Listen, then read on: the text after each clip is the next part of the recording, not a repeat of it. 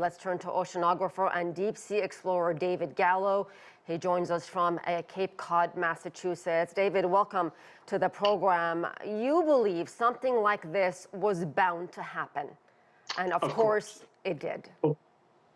Yeah, of course. Everyone in the deep submergence community, anyone that's gotten into a submarine has wondered what would happen. And we've been very lucky that we've gone for decades without this kind of accident happen.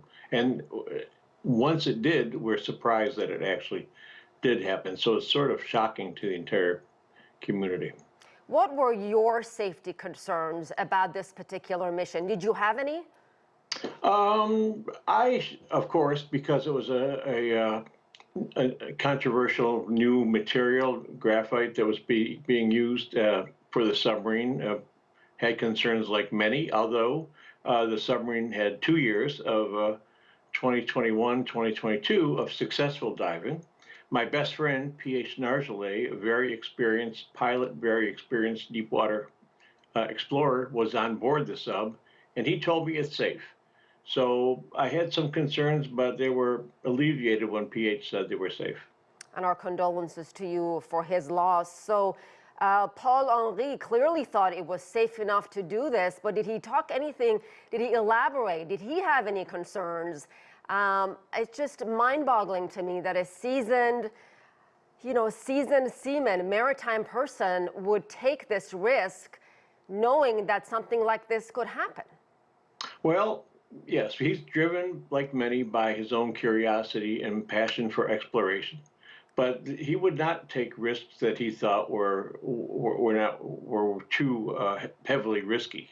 So he must have made a determination, like any expedition, any dive in a submarine, even though you have all sorts of certifications, have taken all sorts of time to do testing, there's no guarantee that you'll survive a dive.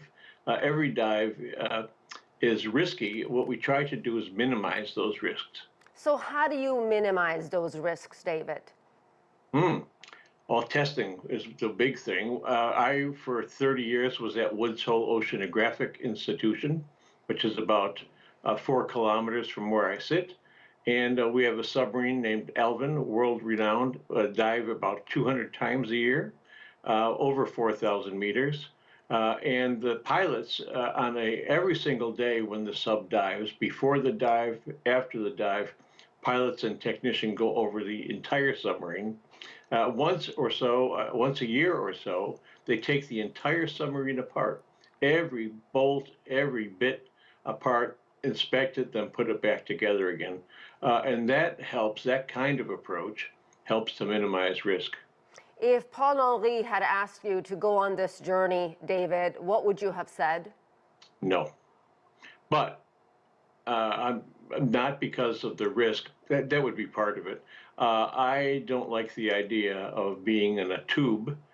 Being in a submarine that I'm used to, it's round, a capsule.